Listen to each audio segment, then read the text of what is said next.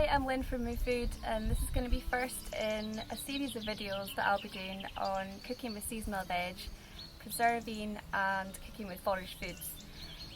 So I hope you'll join us and see what we can come up with and get creative in the kitchen. And the first thing we're going to make today is a nettle pesto with these nettles here behind me. So let's get started.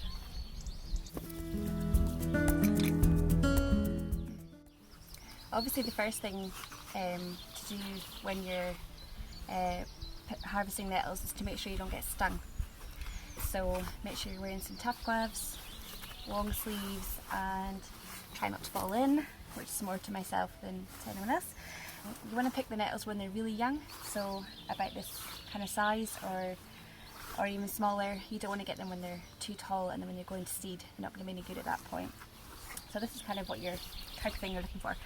Make sure they're not beside a busy road or anywhere that doesn't look particularly clean, because you're not going to want to eat them. Obviously we're going to clean these really well, but just as an extra precaution. So what you're going to do really is get your scissors, something to put them in, and just going to chop them like that, and that's it really. These things are fantastic for you, really good for you, full of antioxidants, minerals, all that kind of thing. Obviously they're free, which is nice, and you can really just use them in place of any other green veg that you would normally use, as long as you take the sting out of them. You can make tea, soup, all those kinds of things, and then today we're going to be making a nettle pesto.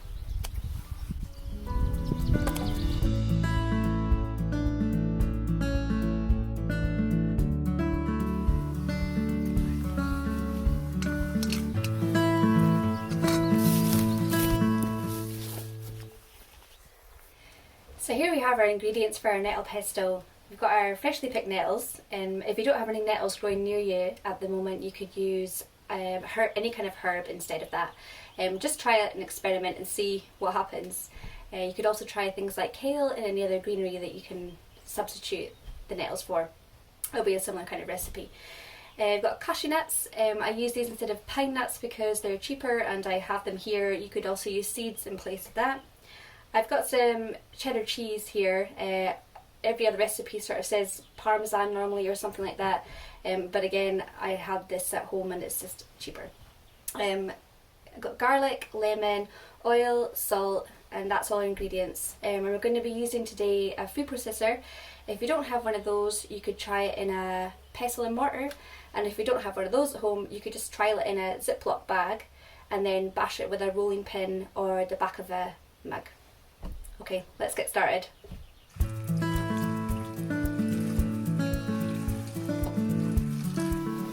Okay, so having washed the nettles really well, I'm just going to pop them in here, and I'm going to put boiling hot water over these and blanch them for a couple of minutes, and that is going to take the sting out of them.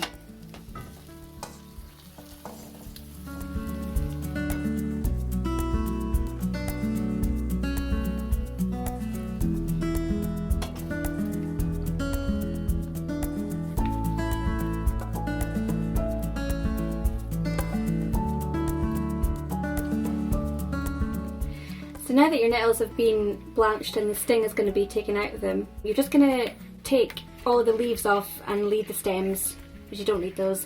So you're getting rid of any woody bits that might be in with the nettles, and pop them all into your food processor.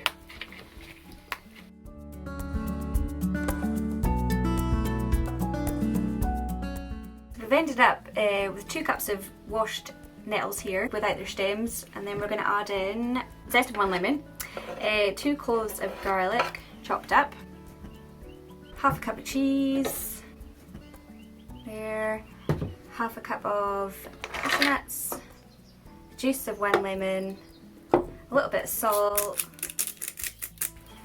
and we're going to add in half the oil and see how we get on with that. Start off with.